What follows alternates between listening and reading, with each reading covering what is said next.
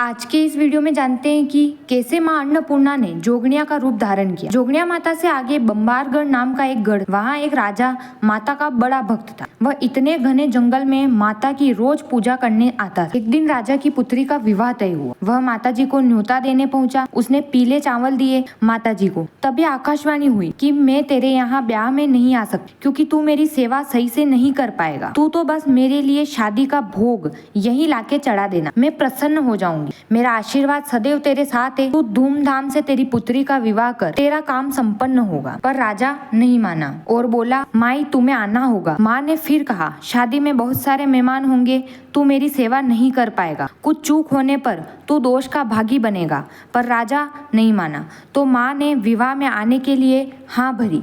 अब विवाह के कार्यक्रम प्रारंभ हुए। उसने पहले से ही राज्य में घोषणा कर दी थी कि मेरी जगदम्बा आने वाली है, उनके स्वागत में कमी ना हो। रात को राती जगह रखा गया। सब तरफ माता की जय जयकार हो रही थी। मंगल गीत गाए जा रहे थे।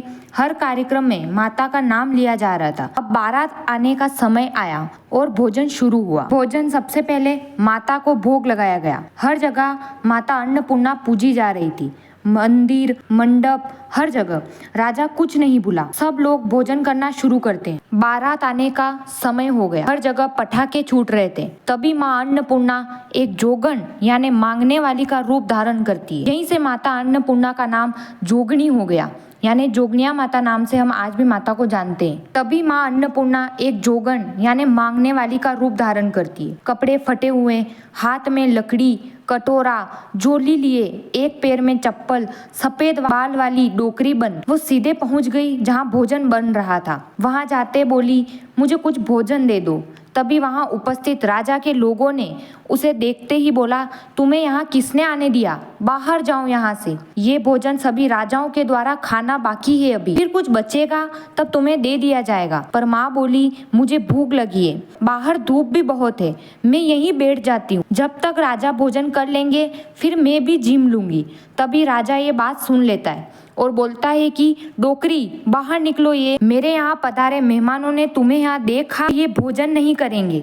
और इस प्रकार सैनिकों को बुलाकर उन्हें बाहर निकालने का आदेश दिया। माँ बोली, रुको, मैं खुद ही चली जाती हूँ, मुझ बूढ़ी के लिए सैनिकों को मत बुलाओ। तभी माँ अपनी झोली, कटोरा व लकड़ी लेकर चल पड़ी। तभी राजा की नजर कंकु से बने पैरों के निशान पर पड़ी जो माता के चलने से बने थे।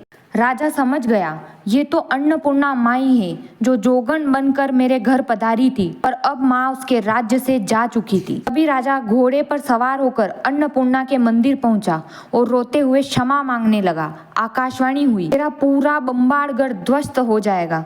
तूने मेरा अपमान किया है, मैंने तुझे पहले ही चेतावनी दी थी, तू मेरी सेवा नहीं कर पाएगा। धीरे धीरे राजा का वंश खत्म होने लगा। उसके अपने ही लोग युद्ध करने लगे। राजा के क्षमा मांगने पर माई ने कहा, पहले तू मेरी सीमा लांग कर चला जा और उस स्थान पर जाकर रुकना जहाँ तुझे एक डूंगरी के ऊपर मेरा मुकुट तलवार दिखे। कई महीनों से राजा चलता रहा। फिर उसे बूंदी के गढ़ के वहाँ माता का मुकुट तलवार मिला। माँ ने आकाशवाणी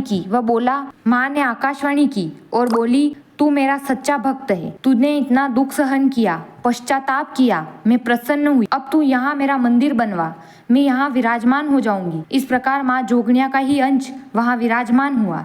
और इस प्रकार ये कहानी थी कि माँ अन्नपूर्णा कैसे जोगनिया माता का रूप धारण करती है। दोस्तों, अगर आपको ये कहानी पसंद आए तो वीडियो को लाइक, चैनल को सब्सक्राइब कर। जय माता जोगनी।